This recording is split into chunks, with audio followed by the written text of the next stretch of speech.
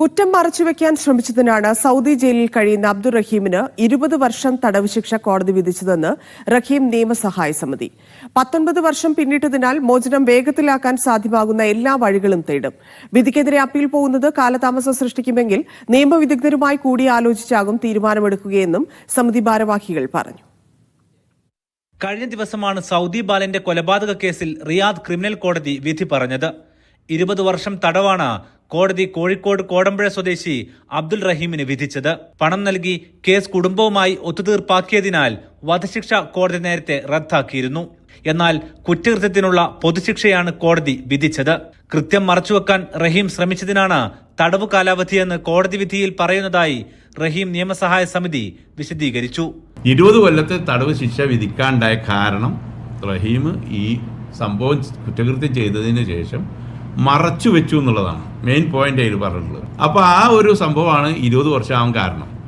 അപ്പോൾ അതുകൊണ്ട് ഇനി 20 വർഷം പൂർത്തീകരിച്ച അറബി കലണ്ടർ പ്രകാരം ഏകദേശം 20 വർഷത്തിൻ്റെ അടുത്തായി. പിന്നെ അതിന് പുറമെ ഇതിലുള്ള ലീവ് കാര്യങ്ങളൊക്കെ വരുമ്പോൾ ഏകദേശം റഹീമിന് അടുത്ത സമയത്ത് തന്നെ മോചിതനായി നാട്ടിലേക്ക് പറഞ്ഞേക്കാൻ കഴിയും എന്നുള്ളൊരു വിശ്വാസം തന്നെയാണ്.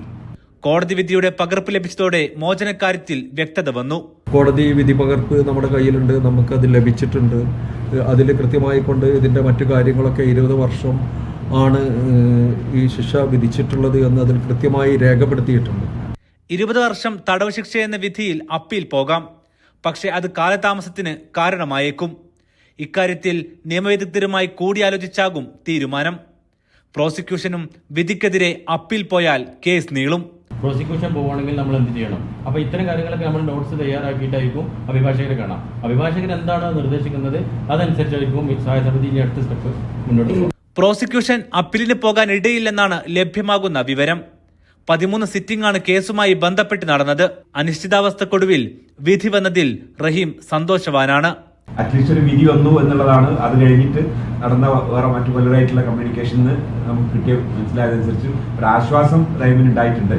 ഇനി നമ്മൾ നേരത്തെ പറഞ്ഞ പോലെ ഇത് അപ്പീലിന് പോവുക എങ്ങനെ ഏതൊക്കെ നടപടികൾ നമ്മൾ ചെയ്യേണ്ടതെന്നുള്ളത് നമ്മൾ നിയമജ്ഞരുമായിട്ട് ആലോചിച്ചിട്ട് നമ്മൾ ചെയ്യും.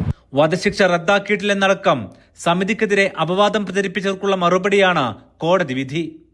കേസിൽ ശിക്ഷാ കാലയളവിനകം ഇളവ് ലഭിക്കാനുള്ള സാധ്യതകൾ തേടുകയാണെന്നും സമിതി വ്യക്തമാക്കി. Aftab Rahman, media 1, Riyadh.